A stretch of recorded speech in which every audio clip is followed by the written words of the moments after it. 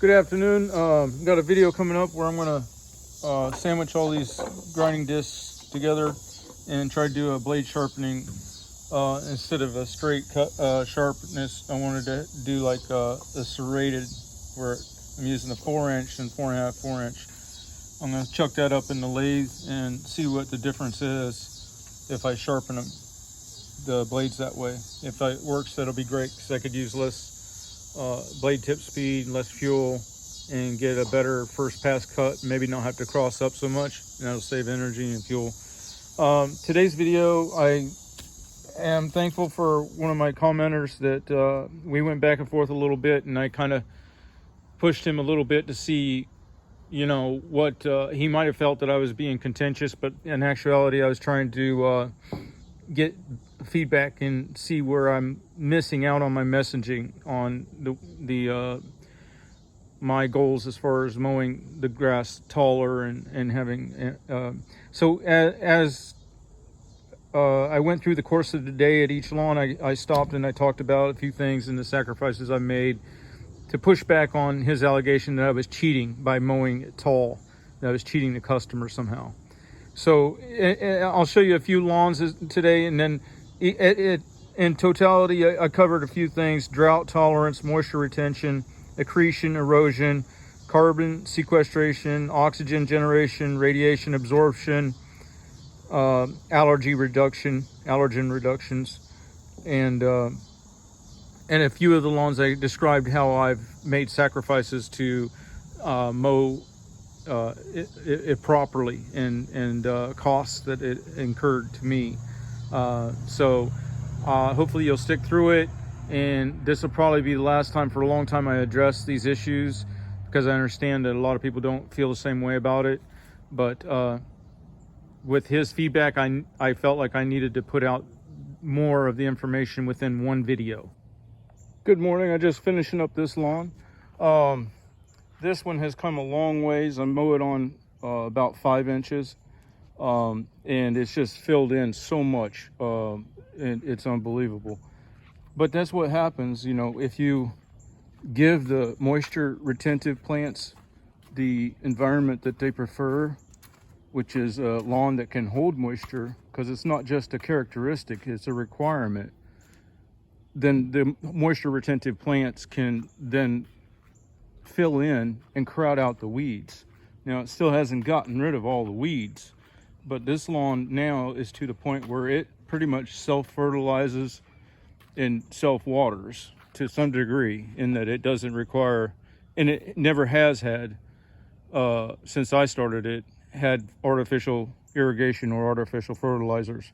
But now, with it being able to hold its moisture better, it can digest the clippings and the leaves and build its own nutrient layer. So now the comments before, somebody had posted saying that I was taking advantage of customers by mowing tall. This is on a 2-week cycle, so I don't see how I'm taking advantage. And when I come in, it's generally grown, but not where you have high and low like you would when you strike the grass down. You know, when you start trying to build up a lawn like this into more of a showcase lawn without the high maintenance requirements of you know, the lawns that need irrigation and fertilizer, it is obviously easier, the course of action, to mow it lower and cut it closer to the stem. But the end effect is that you're going to have a lawn that's going to stay sparse until somebody spends more money on fertilizers and irrigation. So I'm saving the customer in that aspect. I'm not mowing any more frequently than the weedy yards, because the weeds are non-homogeneous, and they'll sprout up and look bad and need actually a weekly cut. Now, the sister to this lawn over across a block down, it was on 2-week cycle too, but it didn't even need cut. Okay. And I'm still getting it to fill in. So now it's going to push to 3 weeks. So that's a drive-by and stand down.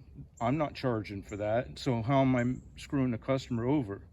You know, there's no cheating in my. And then when I go in hard edge, so that the water can perk down and have those channels, as like compost channels where it's deep enough and dark enough to and holding moisture enough to break down what gets blown off of the hardscape, and has the cut in below the turf so that the percolation from the water runoff from the hardscape gets under the sod. All of that, nobody else, I mean, other people are doing it, but how is that cheating the customer to provide that on a normal budget cut? But I do it for the lawn because my hierarchy of priorities is what's good for the lawn first, what the customer wants second, unless it's in complete contrast to what's good for the lawn, and then I end up dropping them, and what's good for my pocketbook third. And the reason is because if the lawn's not healthy, then I, you know, I'm not going to be servicing it for too long. It doesn't give me good references for people that see what I do, and there's various reasons. I wouldn't want to be on an unhealthy lawn because it has the dust. You know, when you're mowing lower and it's not moisture retentive, when you see dust, that's not just sand, it's not just dirt. That's your organic layer, which is very frail, very sensitive here in Florida. You dig 6 inches down on anything, well, not even 6 inches, 2 inches below that organic layer, and it's nothing but sand, like what you'd see in the desert. So if you open and expose an area of sand like that, it tends to spread because the solar reflection then desiccates from that point out. That's why it's important to have a lawn tall, a self-shade. And also, when you have a taller plant, there's more surface area to collect the dew, the morning dew. So it's, even if you go a period of time between rains, it still gets watered. Whereas if it's shorn real close, that lawn may not even gave off its heat from the day prior in the morning, and it has no surface area. So, well, plus obviously shorn low, then that plant is in a catabolic state where it's not focused on growth or anything. It's just focused on survival. Whereas the taller plant with more surface area and more mineral nutrients, it's in an anabolic state. So it's sitting here absorbing harmful UV light and converting it to cellulose through photosynthesis, which then gets cut and breaks down for more fertilizer. And also it's sucking up CO2 and providing fresh oxygen for the people that live in and around this lawn. Also, since it doesn't give off its moisture to evaporation during a longer period of time through the day, instead it gives off its evaporation in a narrow period of time, that sudden rush of evaporation does more to trigger precipitation on a regular basis. And what you need with precipitation is frequency, not so much volume. Because if you're not hard edging and if you're cutting low, you're going to be so root bound and everything here next to the hardscape that when it does rain and it gets a heavy rain, it can't get under the sod. It washes across the top of it. And since that sod is not, or the nutrient layer is not held in place by a good root structure in a taller plant, it washes the nutrients off the top of the lawn. The same as when you mow, wind erodes the nutrients off the top of the lawn if you're in the practice of mowing the lawn short, and then you never get any good lawn growth. All right, I'm on to the next one. And up here, this is the sister to the one I was just at, and I'm letting that one push to 3 weeks now, and you know, we'll see what happens. But as you can see, the growth is even since I've started cutting it high, but it's not enough, I don't think, to cut. So I'm going to push that. Now, another factor is, see, that throws me off on the scheduling because the other one's just a couple blocks away. So now this one won't route up with the other one. So it's not in my best interest to do this. The only reason I do it is for the sake of the lawn, because we also haven't had rain except for last night.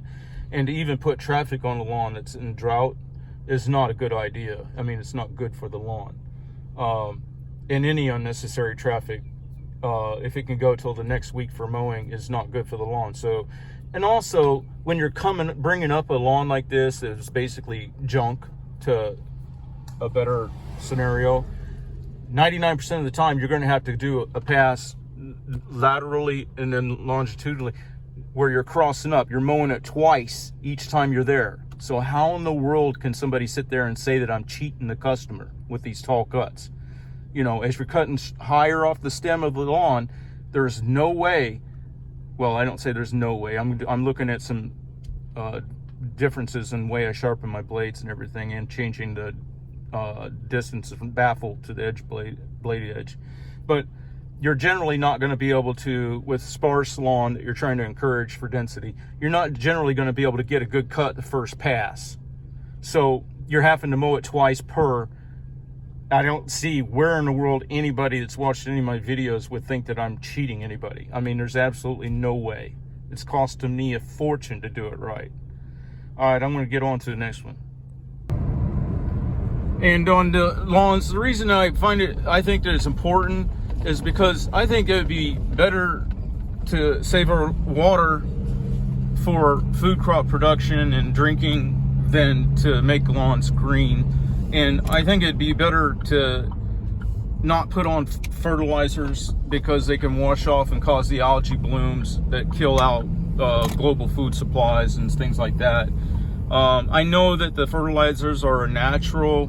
They come from the ground, but they're like, when they're sequestered within the earth, they are like a time-released vitamin or pill. They don't run off into waterways and streams and promote the growth of overwhelming growth of one species over another.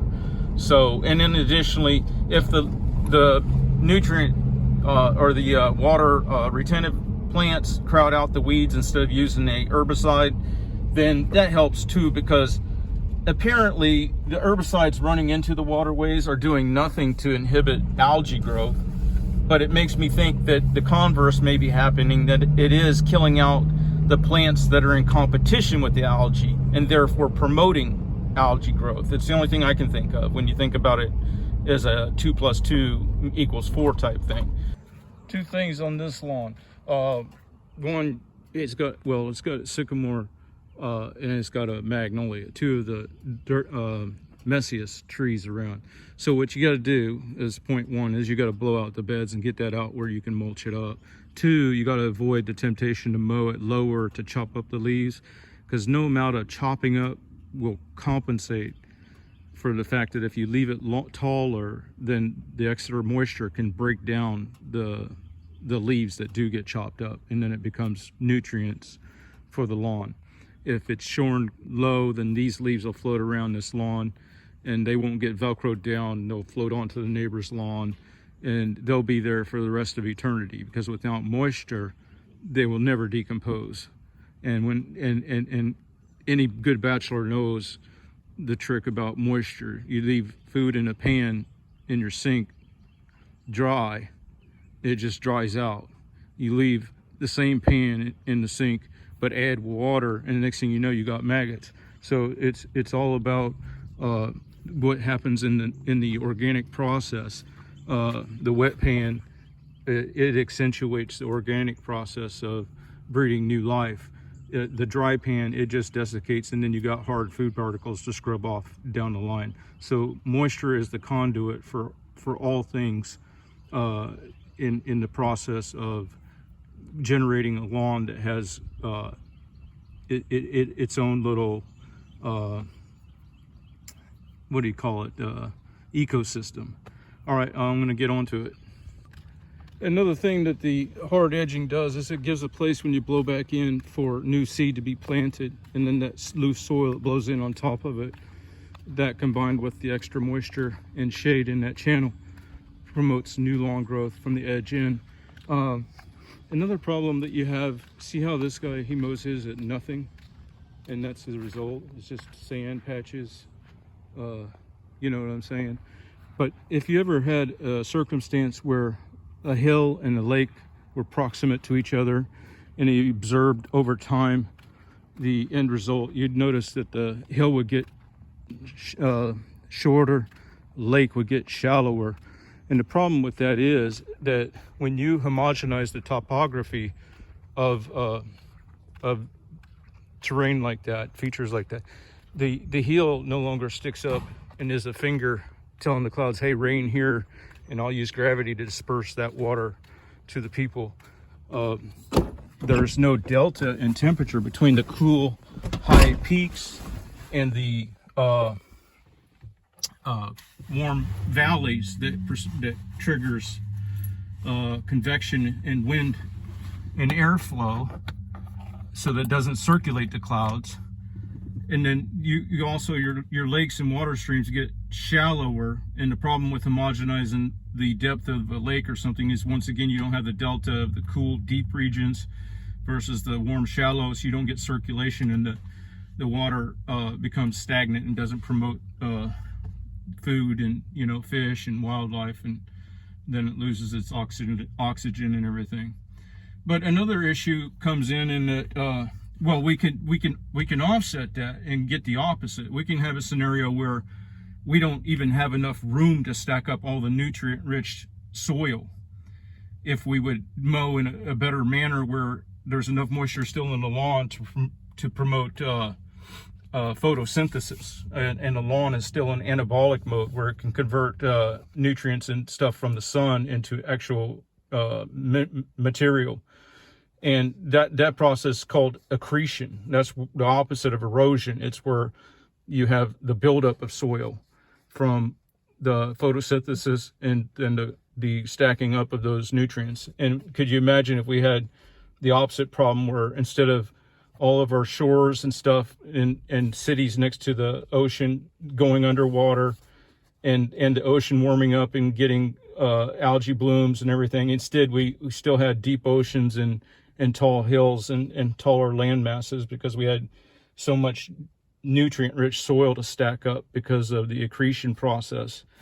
And then another issue comes in, that people that have issues with allergies, when you cut the lawn low, any plant that's in a stress from drought, can't retain its moisture, or stressed because of being cut too close to the stem, then its allergen pollen, the allergen load in its pollen is significantly higher. I don't remember the statistics, but it compounds in that when there is that condition and you've caused drought in the lawn, the grass gets the first sip because it's proximate to where the rainfall comes in and everything.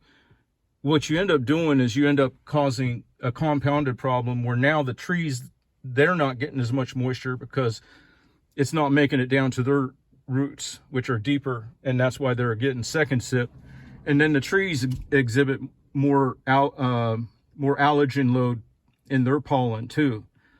So because they become drought stressed because of the lawn being drought stressed. When the lawn's drought stressed, it takes up more of the precipitation when it does come.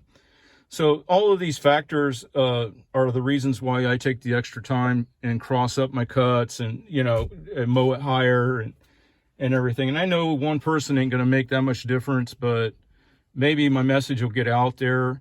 And I don't really appreciate people that come onto the comments and that haven't watched any of my other videos and try to step on my message that I feel compelled to bring, without knowing where I'm coming from. And to say that I'm trying to cheat customers by mowing at a taller cut is just so far the wrong direction that I don't even see how they could have watched the video that he commented on. Another thing that is a benefit of mowing taller is that when the plant is in anabolic growth state, it can convert ultraviolet light from the sun to cellulose through photosynthesis.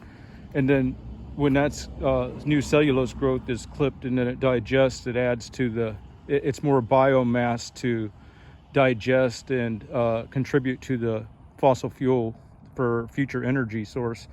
But this lawn, I wanted to point out, I had a hell of a time with it at the beginning of the season because of the topography of it, the slope, and where it's situated as far as the sun. It gets too much direct light. And initially this year, we had a bad drought for a period of time after the first time I mowed it. And I had to come back 5 times and didn't need mowed. And I did not charge. But I did, when I came to check on it, went back and I string trimmed over the septic for free. So that, I don't see where that comports with the guy's accusation that I'm cheating people by trying to mow the lawn at a higher cut height. So I didn't get paid for, I don't even know how long it was. But that's the kind of circumstances you run into when you prioritize, your hierarchy of prioritization is what's best for the lawn first, what the customer wants second, and what's best for your pocketbook third. But there is benefits to it because you're mowing on lawns that don't have a lot of solar radiation emitting, lawns that have a lot of fresh oxygen and sequestering carbon dioxide. They're more enjoyable to look at, and they are a better outcome that gives you more business. Now here, look at the contrast. Look at this. They've cut it way too low, and it's just gonna die. And then I noticed they had their watering hoses out there, so it's scalp and scorched earth, and then throw every resource on the planet at it.